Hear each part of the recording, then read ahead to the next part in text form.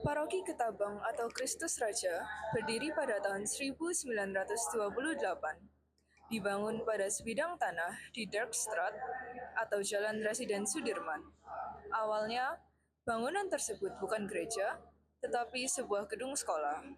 Romo perintis pertama paroki ini adalah Romo G.C. Tervercm yang sejak tahun 1928 sudah berada di paroki Kepanjen. Dulu, di kanan kiri Dirkstraat merupakan padang luas yang kosong.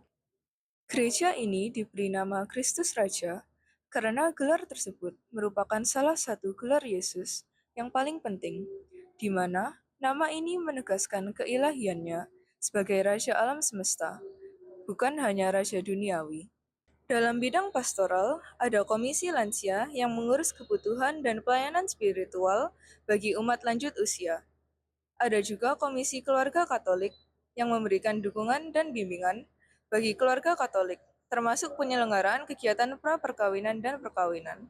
Selain itu, ada juga Komisi Anak dan Remaja Katolik yang menyelenggarakan kegiatan untuk pertumbuhan iman anak-anak dan remaja. Dalam bidang kegiatan rutin, ada perayaan hari besar, yaitu menyelenggarakan perayaan hari besar keagamaan Katolik, seperti Paskah atau Natal, dan juga ulang tahun gereja. Selain perayaan hari besar, ada juga pelayanan sakramen dan adorasi. Kekasan Gereja Paroki Kristus Raja terus berkembang, di mana gereja paroki berusaha untuk mengikuti perkembangan teknologi dengan memanfaatkan media seperti Instagram dan website, agar orang-orang muda bisa mempromosikan dan mensosialisasikan pelayanan-pelayanan yang ada di dalam gereja untuk mengundang dan memperkenalkannya kepada orang-orang di luar. Perkembangan gereja ini dan secara khusus mulai ada kegiatan, ada peribadatan itu tahun 1930 ya. Awalnya hanya sedikit umat yang ada di sini ya. Mereka kebanyakan ya awalnya adalah orang-orang Belanda ya, yang bekerja di Gubeng dan seterusnya di pelayanan pemerintahan pada saat itu. Lalu sebagai komunitas kecil dulu dilayani oleh para romo yang dari Kepanjen. Dulu adalah bagian dari pelayanan paroki kelahiran Santa Perawan Maria Kepanjen ya, tahun 1930. Lalu setelah itu ya itu mulai dirintis untuk membangun sekolah. Jadi karena rupanya dulu banyak anak-anak, lalu yang dimulai adalah sekolah terlebih dahulu. 1930 dimulailah yang namanya SD Santa Teresia yang sebelah ini sampai sekarang masih ada ya. Dan gedung sekolah itulah yang dulu dipakai untuk gereja, untuk beribadat setiap hari Minggu ya.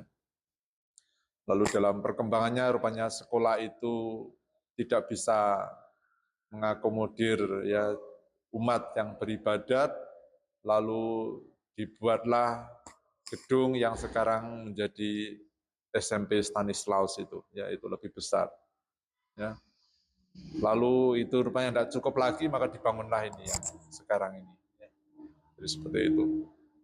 Itulah yang dulu ya perkembangan dari gereja ini dan dulu dilayani oleh para romo-romo CM dari Belanda ya, yang ya berkarya di sini, yang merintis ya paroki yang ada di sini sejak awal mula.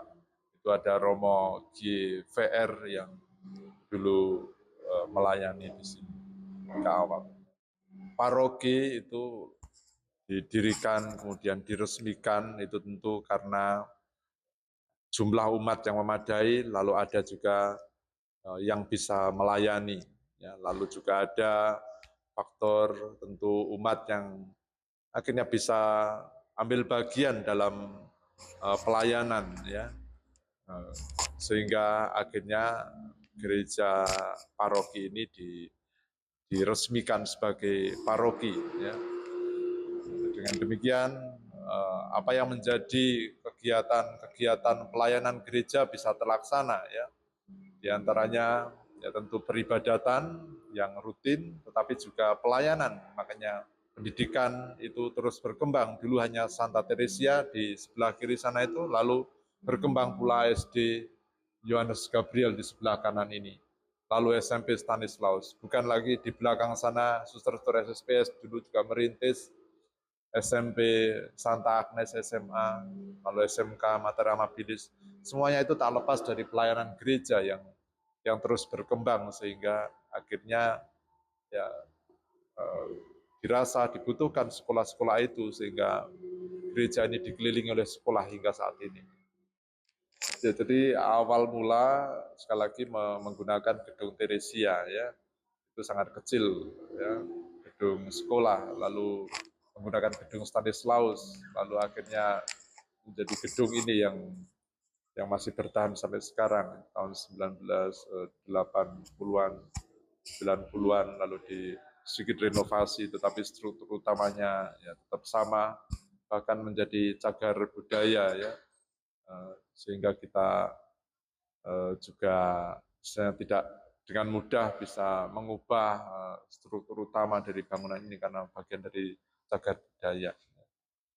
Jadi ya itu semua adalah gereja sebagai gedung itu sarana. Makanya kita mengupayakan supaya sarana itu ya cukup bagi umat sehingga ketika beribadat bisa nyaman, bisa khusyuk, bisa uh, melaksanakan kegiatan juga dengan fasilitas yang cukup. Makanya juga ada gedung serbaguna di belakang sana di mana mereka boleh berkegiatan macam-macam, ada kelompok-kelompok doa ya, maupun kelompok-kelompok pelayanan yang berkegiatan terus-menerus. Makanya perlu fasilitas-fasilitas ini yang juga berkembang dari zaman ke zaman.